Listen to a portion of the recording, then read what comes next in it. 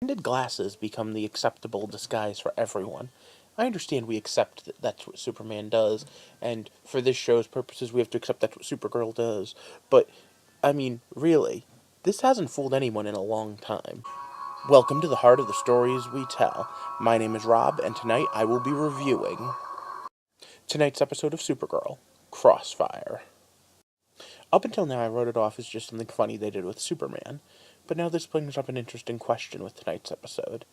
The way the women fall all over the new Daxa Mon-El, and let's just be perfectly honest here, Mon-El is an attractive male, plain and simple, I understand that, but even the actor that played Clark Kent, yeah, he was attractive, but he wasn't, oh my god, fall all over yourself the way the women did. Are they adding a little bit of superpower, or are they just purposely inverting the trope? Because if Supergirl showed up in a Superman episode, I guarantee you it would be sex appeal. If Supergirl showed up in a Valor TV show, it would be sex appeal. Are they literally just flipping it around and seeing how the guys feel about being treated the way Supergirl would be treated in one of their shows? But okay, tonight's episode could have also been known as Secret Identities. In fact, that's the title I would have personally gone for with it. But let's throw this up there and get into this. So once again, it's stop. Spoiler time. So the episode started and hit us many, many times with the whole fish out of water. I don't understand how the world works, and I'm totally not understanding this world thing. And it was painful. I have to say, the first time those scenes started and he didn't know how to answer the phone, all I kept thinking was, ugh, who let him out of the DEO without a basic primer on how things work?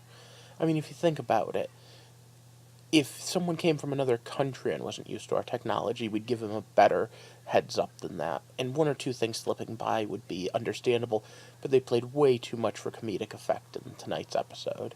However, all those points they lose for that, boy did they win back when they remembered that Kryptonians have more powers than just super strength and invulnerability.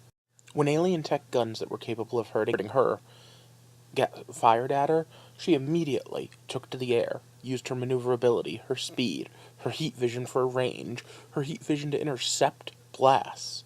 Yeah, it wasn't perfect because with her speed she should have been able to rip those guns out of people's hands, but hey, this is closer than a lot of superhero shows come to actually using those powers.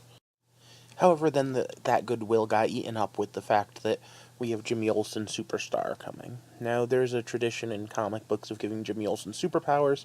At least they didn't go there. But the scenes with him and Wynn together, where they were talking about building the supersuit, made me just go, ugh. Now, for those of you who don't know, it's already been released that yes, he will be taking a famous name and a famous character's spot. I won't go into it because it spoils later episodes, and I don't know if you guys want that. We'll discuss it if you put down in the comments that you want to. If you do comment on it, though, please do put spoiler tags. To be fair, if I didn't know that he was going to be a superhero, and if they didn't have that whole supersuit conversation, the concept of him going after them because they destroyed his father's camera was kind of cool on its own, and I don't mind him having a little more action-y role. Then we come to the other part of the episode that was kind of hit or miss. Lena Luthor. I've constantly been saying there's something just off about her, but in tonight's episode, she invited Supergirl and Kara to her party, and there was part of me going, is this her trying to figure it out? And, then we have the Mrs. Doubtfire concept. Don't they have a shapeshifter on payroll they could use to have Kara be in two places at once? Right, no zany hijinks then. And they actually had me starting to root for her when she used that device to bring down those guns. Right up until the end twist, when we find out Dear Mommy Dearest is the head of Catamus. I do wonder if they're going to base this character on Dr. Gretchen Kelly, the one who was Lex's lover and the mother of his child when he really cloned himself back in the 90s.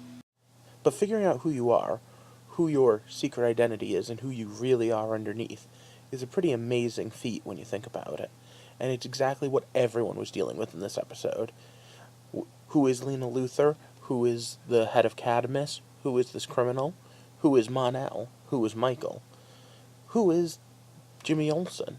And of course, it's all paid off with the analogy to the lesbian relationship between Alex and Maggie.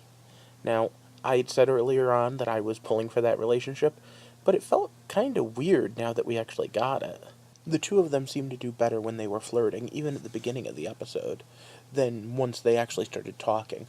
Once Alex lost her nerve and was starting to, I don't know, it just didn't feel as, I don't know, it didn't feel as real to me.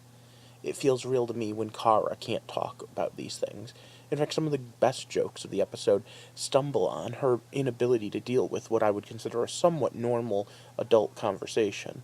I mean, let's be honest, ripping out that strip club ad, walking in on the two people having sex, both those are weird things to run into with a friend.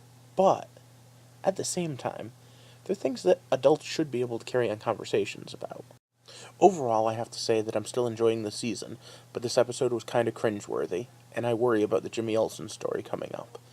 In the meantime, I do wonder, though, what you guys all thought, so leave me a comment down there, and then, like always, I'm going to ask you to like, subscribe, and share this video so that we can grow this community, and then join me back here next time as we take a walk through the heart of the stories we tell. Thanks for watching.